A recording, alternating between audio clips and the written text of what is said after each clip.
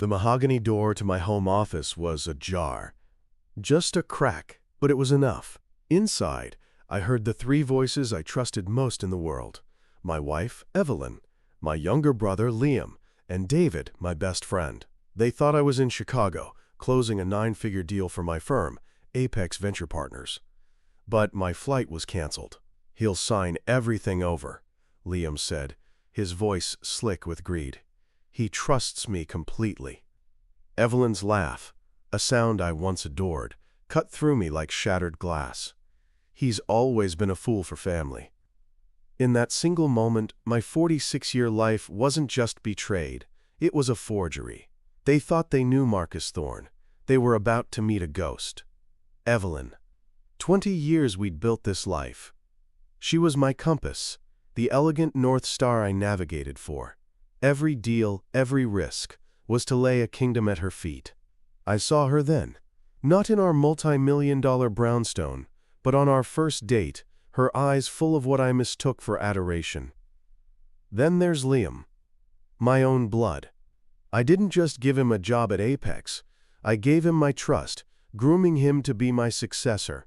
He was handling the very accounts they planned to drain, the ones I'd personally handed to him. "Show me what you've got," I'd said. He was certainly showing me now. And David, my best man, the brother I chose. We'd clawed our way up from nothing, sharing cheap whiskey and billion-dollar dreams in a cramped apartment. He knew my passwords, both digital and emotional. The lover, the brother, the friend. It was a perfect triangle of treachery. They thought they were robbing a man, but a man can be broken. A ghost, however, has nothing left to lose, and all the time in the world to collect. I backed away from the door, the wood cool against my palm, my breath a ghost in my own throat. My mind wasn't just processing their words, it was replaying my life through a new, brutal filter. David and I weren't just friends, we were an origin story. We met in a crowded NYU lecture hall, two nobodies with identical, ferocious ambition. Our first office was a graffiti-scarred booth in a 24-hour diner, fueled by stale coffee and a shared certainty that we would conquer Wall Street. When my first venture capital fund took off, I didn't hire him, I made him a partner. I gave him signatory authority on accounts holding millions. 2 months ago, during a security upgrade, he'd clapped me on the shoulder. "Man, your firewalls are insane. Good thing I'm on your side, right?" He'd laughed. I laughed with him. Liam, my brother. He was the perpetual project, the family problem I was supposed to solve. I'd paid off his gambling debts in his 20s, funded his failed smoothie shop franchise in his 30s, and finally, 5 years ago, given him a seat at Apex. Not because he'd earned it, but because I couldn't bear to see my mother's disappointment anymore. I put him in charge of client relations, a safe, respectable position. He had access to our most loyal long-term investors. A few weeks back, he'd looked at my new Patek Philippe watch and said, "One day, I'll have one of these. Maybe sooner than you think." I'd seen it as a flicker of ambition. Now I saw it for what it was, a promise. A threat. And then, there was Evelyn. I met her at a charity gala I almost didn't attend. She was a work of art in a room full of forgeries, an art history major with eyes that promised a world of quiet, cultured beauty, far from the savage arenas I fought in daily. Her wealthy father had dismissed me as new money, a brute with a checkbook. But Evelyn had defended me. She'd chosen me. Our life together was my masterpiece. Every stock option, every real estate acquisition. A brushstroke in a portrait of her happiness. Last Christmas, curled up by the fire, she'd traced a finger over my hand. "Marcus, darling," she'd whispered, her voice like honey. "If anything ever happened to you, is everything organized? I wouldn't know where to even begin." It wasn't a question born of loving concern. It was reconnaissance. They hadn't just decided to betray me. I saw it now with sickening clarity. This wasn't a sudden coup. It was the final move in a game they had been playing for years. Every shared secret with David, every act of charity for Liam, every tender moment with Evelyn, it was all just data collection for my ruin, My life wasn't a life. It was a long con. And I had been the perfect mark. I didn't move. I became part of the architecture, a silent gargoyle on the precipice of my own life. The rage that had threatened to consume me moments before froze, solidifying into something colder, sharper. It became a lens. Through it, I saw not my betrayers but my targets. And I listened, as they loaded the gun they intended to put to my head. "The wire transfers are staged," David said, his voice the calm, confident tone he used when explaining a complex derivative. 7 tranches, all under the $10,000 reporting threshold, routed through 3 shell core I set up last year. The Caymans, then Panama, then a final holding company in Liechtenstein. By the time any regulator sniffs around, the trail will be a year cold and lead to a company owned by another company owned by a ghost. He was proud. I could hear it. He was admiring his own cleverness, the architecture of my ruin. And the Apex accounts?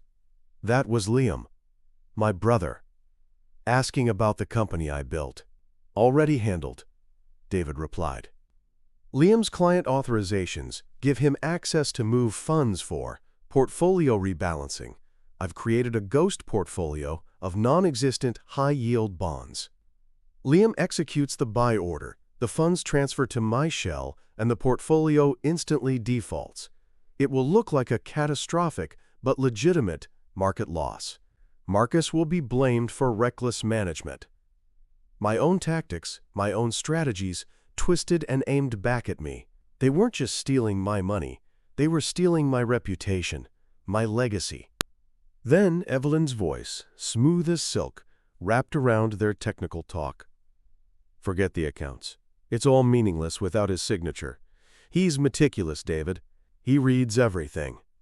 "He won't read this one," Liam said, a smug certainty in his voice. I could picture him holding up a sheaf of papers. "It's buried on page 17 of the revised Thorne Family Trust Agreement. A simple amendment. Evelyn, you told him we needed to update it for tax purposes, right?" "Last week," she confirmed. "I said my father's lawyers suggested it. He trusts anything that seems to protect me." Her words were a scalpel, dissecting my love for her and laying it bare as a weakness. "When he gets back, I'll tell him I'm worried, that I've had a nightmare about something happening to him. I'll be flustered, emotional. I'll ask him to just sign it so I can feel safe. He'll do it. He always does." A pause filled the room, thick with their shared triumph. "And then?" Liam asked. The final, eager question. It was David who answered, his voice dropping to a conspiratorial whisper. "And then, Marcus Thorne ceases to exist, financially at least. He'll be a man with a famous name and a zero balance, a cautionary tale they tell on Wall Street." I finally backed away from the door, my movements as silent as a shadow. My heart wasn't pounding. It was beating with a slow, heavy, metronomic rhythm. A countdown. They had built a perfect trap, designed for the man I was. But that man was already gone, vanished in the space between heartbeats. They thought they were about to rob Marcus Thorne. They had no idea they were about to be haunted by him. The game wasn't over. The board had just been reset. And now, I knew all their moves. I walked away from the mahogany door, each step a deliberate, silent declaration of war. The Persian rug, a gift from Evelyn for our 15th anniversary, felt like walking on ashes. I didn't grab a coat. I didn't take my briefcase. I took only the key to the discreet Audi in the 3rd garage bay, the one they didn't know I kept, and my personal cell phone. The man they were planning to rob would have stormed into that office. He would have screamed, raged, and walked right into their meticulously laid trap. But that man was a memory. I was a ghost. Downstairs, the house was a museum of a life that was never mine. Photos on the mantelpiece. Evelyn and me in Tuscany, Liam and I at a Yankees game, David and I at my wedding, were artifacts from an elaborate fiction. I didn't feel sadness. I felt clarity. The cold, pristine clarity of a balance sheet about to be reconciled. I slipped into the garage, the Audi's engine a low hum that wouldn't carry. As I pulled onto the quiet street, leaving my life in the rearview mirror, I unlocked my phone. My thumb hovered over Evelyn's name. I composed a text, choosing my words as carefully as a sniper chooses his shot. Landed in Chicago, heading to the hotel. Long day tomorrow. Love you. I hit send. The trap was now baited with their own confidence. Then, I made a call. One number, memorized for just such a contingency. It rang twice. "Helena," I said, my voice flat, devoid of emotion. "Marcus," she replied. Helena Varga was my real lawyer, the one who handled the things I never spoke about. Her loyalty was not to a friendship or a marriage, but to a retainer paid into a Swiss account for the last 15 years. She was my failsafe. "It's time," I said. "Execute Protocol 0. Everything. Liquidate it all, the brownstone, the art, the secondary portfolios, every personal asset not directly tied to Apex's operational funds. Move it, clean it, make me a ghost." There was no surprise in her voice, only the calm efficiency I paid for. "It's already in motion," she said. "Where do I send the new credentials?" "Don't," I replied, turning onto the FDR drive, the city lights blurring into streaks of gold. "I'll be in touch. For now, Marcus Thorne is exactly where everyone thinks he is." I hung up. They thought they were taking my kingdom. They had no idea I was about to salt the earth it was built on, leaving them with nothing but dust and the ghost of a name. The Audi purred into the underground garage of a nondescript glass tower in Long Island City, a part of New York I only ever saw from a helicopter. The space was assigned to Argentum Holdings, a name that meant nothing and everything, Helena's work. The apartment upstairs was just as anonymous. Gray furniture, white walls, and a view of the Queensboro Bridge, a steel spine connecting my old life to my new reality. There were no photographs, no art, no history. It was perfect. A ghost needs no mementos. On the sterile kitchen island sat a black briefcase. Inside was not money, but tools, a hardened laptop, a set of encrypted drives, and 4 new burner phones. My old life was gone. My new arsenal was here. Protocol 0 wasn't just about liquidation. It was about resurrection. I sat down, the cheap chair a stark contrast to the Eames lounger in my home office, and opened the laptop. The screen glowed to life, a blank slate. My first target, Evelyn and the trust agreement. Her strategy was emotional blackmail, leveraging my love to blind me. So I would use that same love as a weapon. I logged into a secure email account, one she didn't know existed, and began to type. Subject: Our future. My dearest Evelyn, something about our conversation last week regarding the trust has been bothering me. You were right to bring it up. After the flight, I couldn't sleep. The thought of you ever feeling lost or unprotected is unbearable to me. Your father's lawyers are competent, I'm sure, but this is too important to leave to anyone else. I've had my own legal team, the specialists at Blackwood and Finch who handle my most sensitive corporate structures, draft a far more comprehensive update to the Thorne family trust. It's ironclad. It places you in an unassailable position of control should anything happen.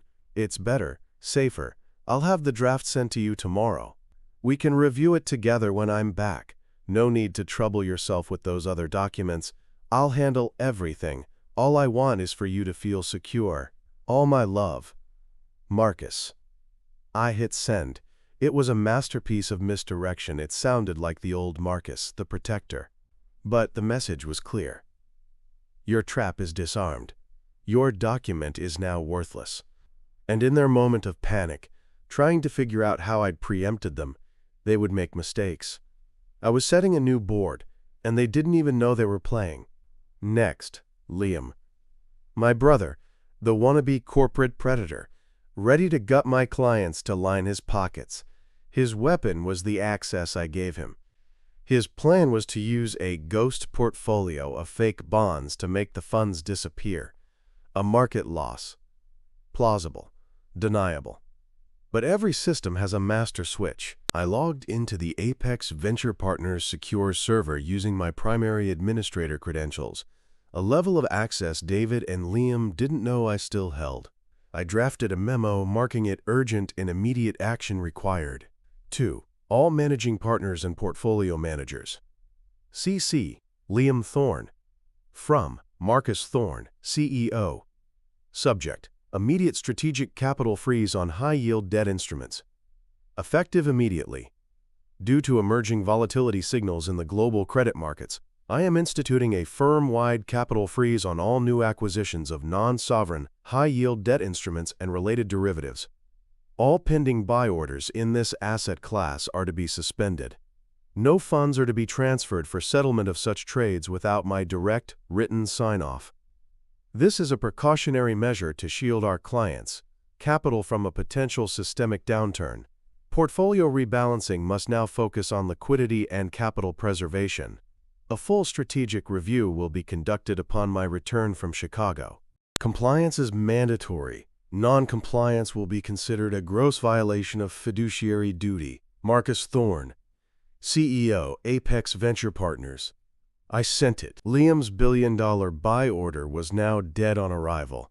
If he tried to push it through, every compliance flag in the building would light up, pointing directly at him. I hadn't just stopped him. I had built his cage. He could either sit in it quietly or rattle the bars and announce himself as a traitor. The choice was his. Finally, David, the architect, the friend who knew my passwords. He was the most dangerous, his betrayal the most intimate. He had built the financial escape route for my money, the shells in the Caymans, Panama, Liechtenstein. He had proudly laid out the map. Now I would use it to hunt him. I picked up one of the new burner phones and called Helena. The liquidation? I asked. No preamble. 80% complete, she said. The art and property will take another 72 hours to convert through the designated channels. By Friday, Marcus Thorne's personal net worth will be a rounding error. Good, I said. Now for phase 2. I have a new target, a network of shell corporations. I need you to find them. The primary is in Liechtenstein, fed by 2 others in Panama and the Cayman Islands. I relayed the exact details I had overheard, the words tasting like acid. David designed it. It will be clever, it will be layered. But he's arrogant. There will be a digital trail. I need the incorporation papers, the bank account numbers, the signatory names, everything. I don't want to stop it. I want to own it. There was a brief silence on the line, the only sound the hum of a server farm somewhere in Switzerland. He gave you the blueprint to his own destruction, Helena stated. Not as a question, but as a fact. He did. I said, my gaze fixed on the endless stream of headlights crossing the bridge. He thinks he's building a getaway car. I want you to find the VIN number, the bank that holds the title, and the name of the mechanic who has the keys. Leave the engine running. I'll decide when and where we drive it. I ended the call. 3 targets, 3 surgical strikes, delivered from a ghost in an empty room. They thought they were pushing a king off the board. They never imagined he would simply disappear from his square, only to reappear on theirs, controlling all their pieces. The rage was still there, a cold, dark star inside me. But now, it was focused. It was fuel. I watched the city lights flicker, a sprawling battlefield waiting for the dawn. And for the first time in 20 years, I saw it all, with perfect clarity. I didn't need cameras in my home. I had 20 years of data. I knew exactly how the dominoes would fall. First, Evelyn's phone would chime. She'd see my name, a picture of us on the Amalfi Coast, and a subject line that read, Our Future. My email, so full of the loving, protective concern she had weaponized against me, would be a mirror held up to her own treachery. Her blood would run cold. The document Liam was holding, the key to their entire plan, would suddenly feel like a cheap forgery. She wouldn't understand. Was it a coincidence? Or did I know? The uncertainty would be a poison injected directly into the heart of their alliance. I could picture her perfectly. her elegant mask cracking, turning to David, her voice a tight whisper. "What is this? Blackwood and Finch? He's never mentioned them to me." Then, a second chime, Liam's work phone. He'd see the urgent memo from my CEO account. As he read the words, "immediate strategic capital freeze," his bravado would evaporate. His plan wasn't just blocked, it was specifically surgically targeted. High-yield debt instruments. It was like I'd been listening at the door, which, of course, I had. His ghost portfolio was now a digital time bomb strapped to his own desk. He was no longer a predator about to strike. He was just Liam again. My screw-up little brother, caught with his hand in the cookie jar, this time for $1 billion. The smugness would be replaced by raw, cornered animal fear. He would look at David, not with admiration, but with accusation. "You said this was fireproof. The whole firm is now watching my every move. I'm cooked." And David, the architect, would be the last to break. He would project calm, his mind racing through firewalls and protocols, searching for a breach that wasn't there. He'd reassure them. "It's a coincidence. Marcus is paranoid about the markets, always has been. And the trust thing? He's just trying to one-up your father's lawyers. It's ego. We hold our nerve, we wait." But his own words would sound hollow even to him. Two perfect strikes, landing within minutes of each other, hitting their two distinct attack vectors with impossible precision. It defied probability. It defied logic. Unless the logic was flawed. This is where the real rot would set in. I didn't need to attack them directly. I just had to turn them on each other. "He's never mentioned Blackwood and Finch," Evelyn would repeat, her gaze narrowing on David. "Is that one of your firms? Is he onto you?" "Don't be ridiculous," David would snap, the first crack in his composure. "This is about you. Did you act differently? Say something on the phone? He's obsessed with you. He can probably read your mood from a single text message." Liam, seeing his own skin on the line, would jump in. "This whole plan was your design, David. The shell companies, the ghost portfolio. Maybe your trail isn't as clean as you think. Maybe he's already found it." The perfect triangle of treachery would begin to collapse under the weight of its own suspicion. Who had slipped up? Who was the weak link? They had been united in their greed, but they would be divided by their fear. David's plan required absolute trust and flawless execution. I had shattered the first with a simple email and paralyzed the second with a memo. From my sterile apartment across the river, I lowered the laptop screen. I had set no fires, hired no thugs, made no threats. I had simply used their own natures against them. Evelyn's emotional leverage, Liam's cowardly ambition, David's intellectual arrogance. They were a three-legged stool, and I had just kicked out two of the legs. The third wouldn't hold for long. My phone buzzed. A single, encrypted message from Helena. "Asset ownership of the Liechtenstein holding company confirmed. The signatory is a proxy director. We now control the proxy. The getaway car is yours, Marcus. The keys are in the ignition." I looked out at the Queensboro Bridge, a river of light flowing away from the wreckage of my old life. David thought he had built a vault. He had no idea I now owned the bank. They were trapped in that mahogany-paneled room, surrounded by the wealth they craved but could no longer touch, pointing fingers at each other. They were waiting for my next move. They didn't realize it had already been made. The justice wasn't coming. It was already there, in the room with them, whispering in their ears. I didn't need cameras. The script was already written in their character flaws. I could see it unfold from my gray apartment, a silent, one-man audience to the premiere of their downfall. The air in my office, once thick with smug conspiracy, was now choked with corrosive suspicion. Liam would be sweating, tugging at the collar of his $1,000 shirt. "It's over," he'd stammer, pointing a trembling finger at David. "That memo, it's not a coincidence. He named the exact asset class. He knows." Evelyn, her poise shattered, would be staring at her phone, my email a glowing accusation in her hand. "Blackwood and Finch," she'd say, her voice dangerously quiet. "He's never mentioned them. He said they handle his most sensitive corporate structures. Were they watching you, David? David, the great architect, would see his masterpiece cracking. Don't lose your nerve, he'd snap, his own composure fraying. It's a power play. He's trying to rattle us. He's not rattling me, he's checkmated me, Liam would hiss. I make one move and I go to prison for a decade. This was your perfect plan. The accusation would hang in the air, venomous. The beautiful triangle of treachery was now just 3 rats in a cage, turning on the one they thought had led them to the bait. My plan was sound, David would insist, his voice rising. Someone must have slipped. A stray comment, an unusual call. He's paranoid, he picks up on everything. He'd look at Evelyn. You were with him last. And that would be the final cut. Evelyn's eyes, once full of what I mistook for love, would turn to ice. My part is done. Your part failed. You promised us a ghost. Instead, you've brought a hunter to our door. That was it. The moment their greed turned to fear, and their fear turned to blame. I closed the laptop, the money, the assets, the company.